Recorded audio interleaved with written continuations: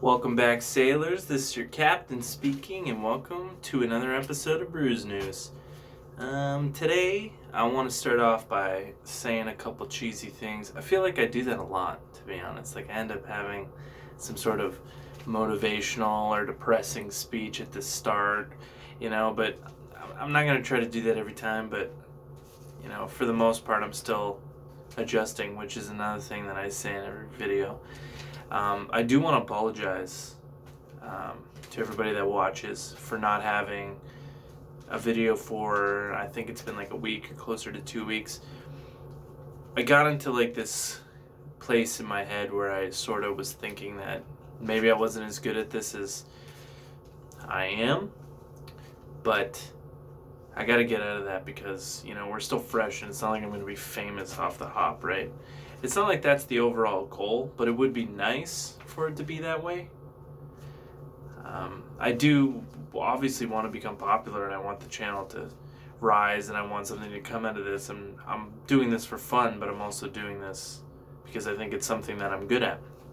Not only with just my knowledge of mixed martial arts and boxing and everything fighting related, but also with video games, which leads into another piece of something that I want to end up saying, is that I know it's weird that I haven't come out with a video in that long of a time, but I think I'm going to actually try to do 2 videos every 2 days, and one will be fighting related and the other one will be gaming related.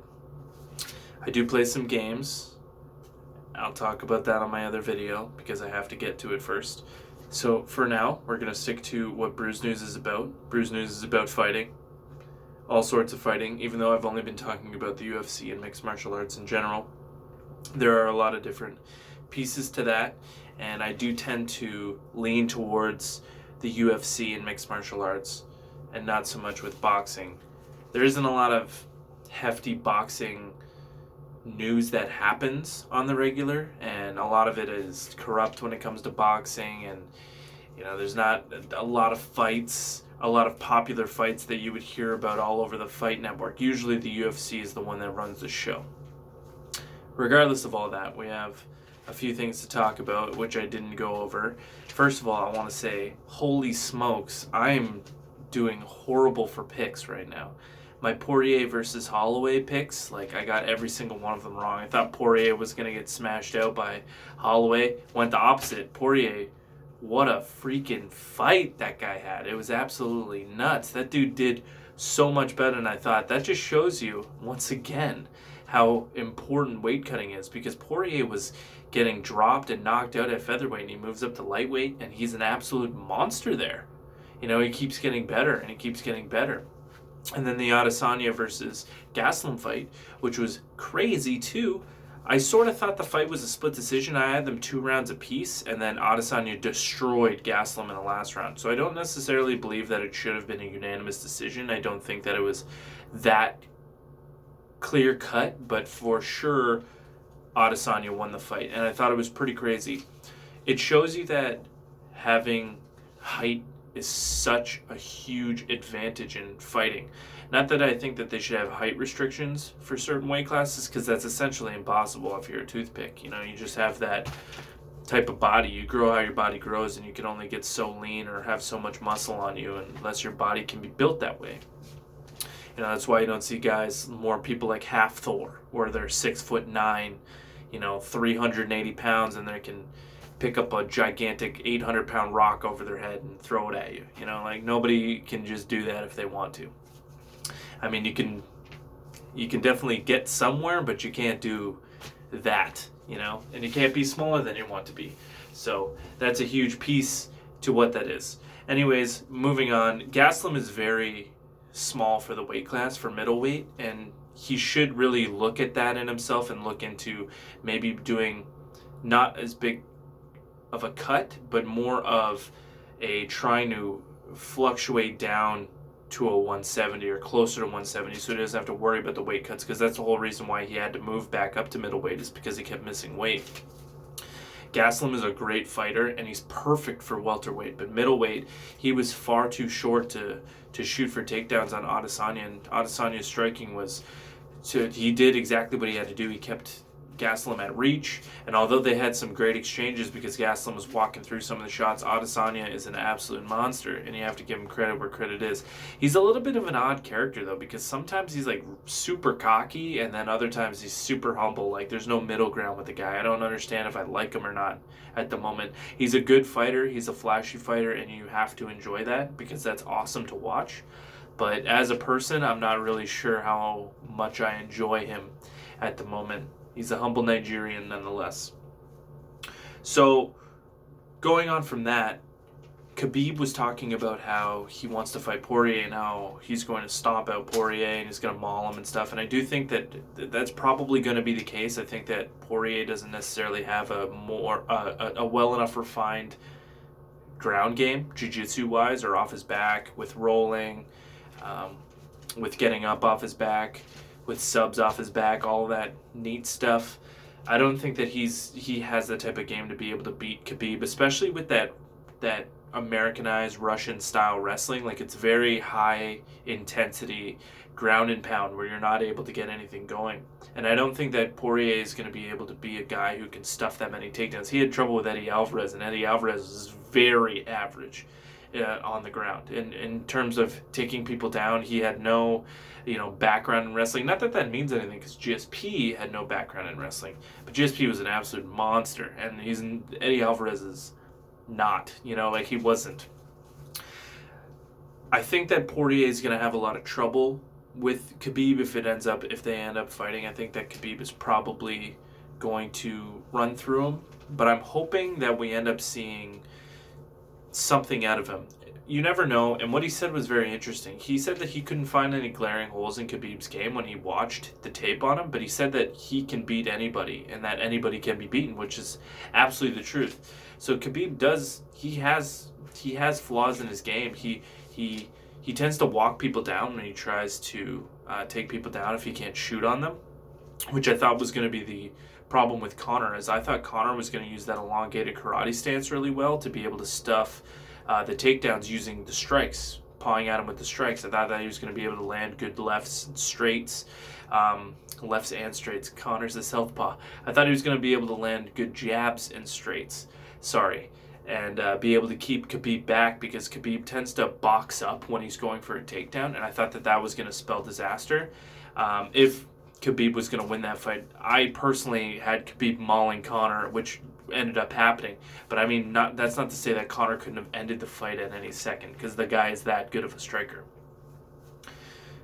Poirier is going to have a lot of issues when it comes to that, but we'll see when the fight comes. I'll end up doing my call of that. I didn't say anything about, I didn't make any predictions for the UFC Fight Night 149, I believe.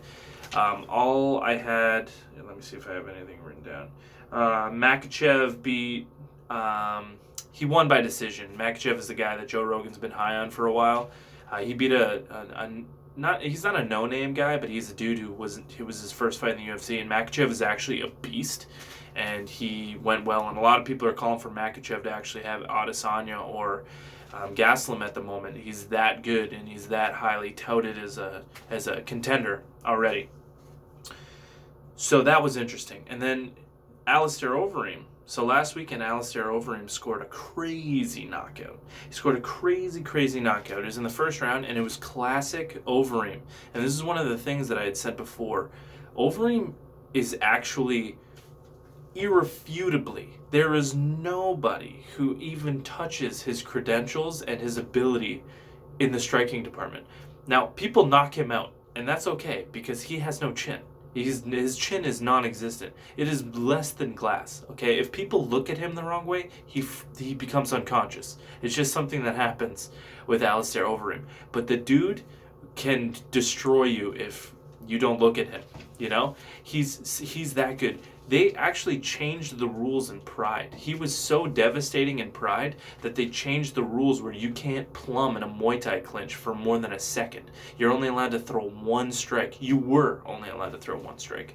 So seeing him apply the plum, the Muay Thai plum, and land those knees that made him famous was absolutely amazing. And if you want to see him do that, watch a heavyweight do some nasty stuff, Go watch Alistair Overeem do that. Go watch some of his highlights. Go watch that fight from last weekend, because he's an absolute monster. And it's something that he should maybe look into doing more, because the Muay Thai clinch is actually a great way to be defensive as well as offensive, because you plumb around the neck and your shoulders are high enough around the body that you can't, or around the neck, your shoulders are high enough around the neck that they can't reach up and get you on the chin, because you're protecting yourself. So it's a way of blocking and attacking, and it's pretty awesome. It's something we saw Anderson Silva, what he could do against Rich Franklin, and we never saw it again. I don't understand why people don't abuse the Muay Thai clinch more. Maybe people aren't as susceptible to it as they were. Maybe there's a higher level to it. Maybe everybody's good at it. I'm not really sure why it's not implemented more by people, but the Muay Thai clinch is absolutely devastating, and it can be used, when it can be used properly, it's absolutely disgusting. So USADA also came out after the press conference, and they were talking about the Dillashaw thing and about the EPO after I talked about it last week. So check this shit out. Whoops, I'm not supposed to swear. Anyways, check this out. So USADA only tests 30% of their fighters for EPO. Yeah, it's crazy. So EPO is that crazy anabolic steroid that TJ just got busted for, that activates the red blood cells. It gives them more oxygen, and it makes your brain and everything activate faster. It pumps way more oxygen into your brain, so you move faster, you think faster, you are faster. So it just makes you a better athlete automatically. It's something that Lance Armstrong was busted for. It's something that bikers and track stars get busted for. It makes you an absolute beast. And to hear that the UFC only tests 30% of their fighters, actually, I'm wording that wrong. It's not 30% of their fighters, it's 30% of the time. So that's way less than 30% of the fighters. If it was 30% of the fighters, that's not that many, right? But testing 30% of the people that are getting tested when they're testing people every day, that's crazy that they're doing that. And to openly admit that's what they're doing, I would, not me personally, I don't know why I was just about to say that, but I would be definitely looking into more people now after saying that, because that's openly saying that you might be passing with. There might be lots of fighters right now that are doing EPOs that we have no idea that have been doing them. It's probably the most powerful anabolic steroid that a fighter could use. And the fact that they've only been testing 30%,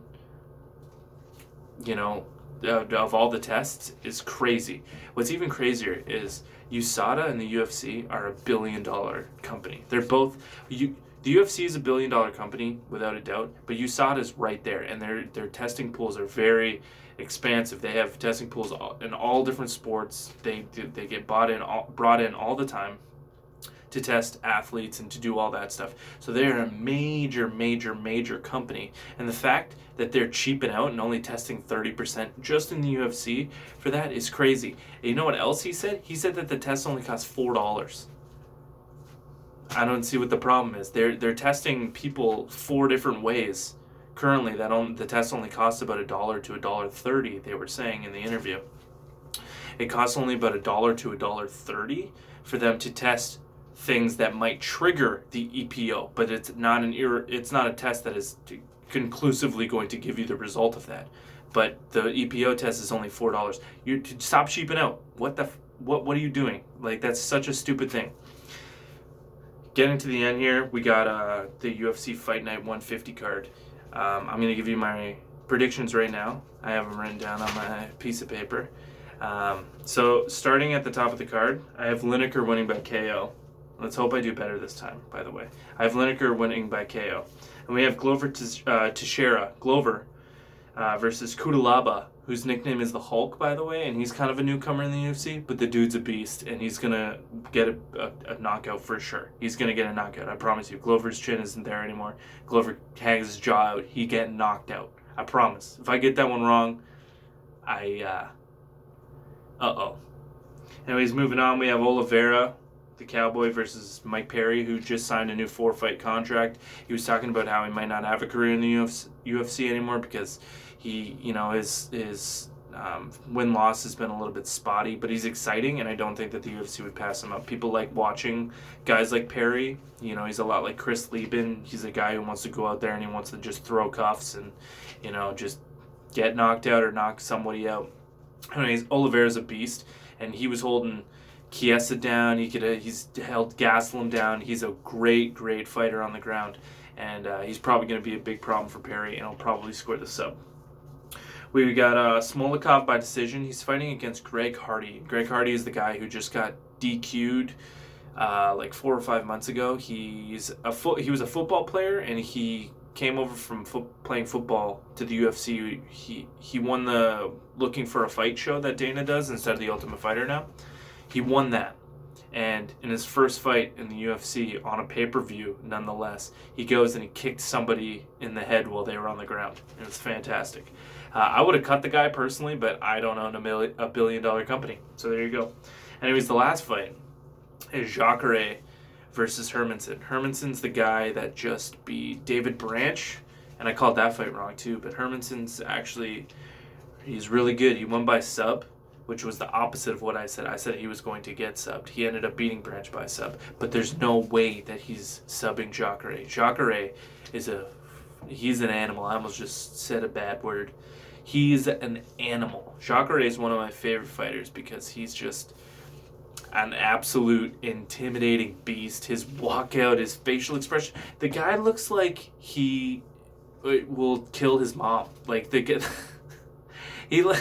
guy looks like he eats faces. Like he just has, his smiles are even intimidating. Like the guy is just a scary looking dude, and he's big and he's scary and he's good on the ground and he's good at striking. He throws power punches. Like he knocked out Weidman not that long ago.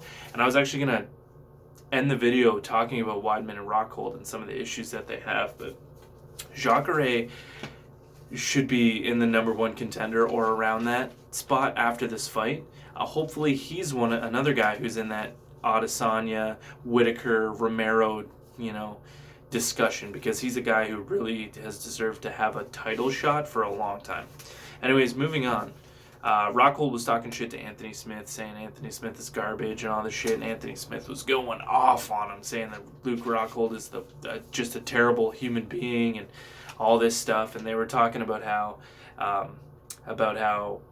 Rockhold is gonna be an up and coming #1 contender immediately, and I just thought that was crazy because Rockhold has been getting knocked out. His last 3 fights, he's been knocked out. And one of the big problems is the lazy left hand. He keeps throwing lazy jabs. Lazy jabs are pointless. If you're going to be in a fight, I promise you, do not throw a lazy jab. It's the most pointless thing in the world. The point of the jab is to put your opponent back or to pop their chin up, because you want the end of the chin to pop up when you throw that jab. When you pop up with the jab, you hit him with the 1-2. That's exactly what the point of the 1-2 is. Pop up the chin, knock him out with the straight. There we go. Thank you for watching the video. Don't forget to like, share, and subscribe. Have a good one.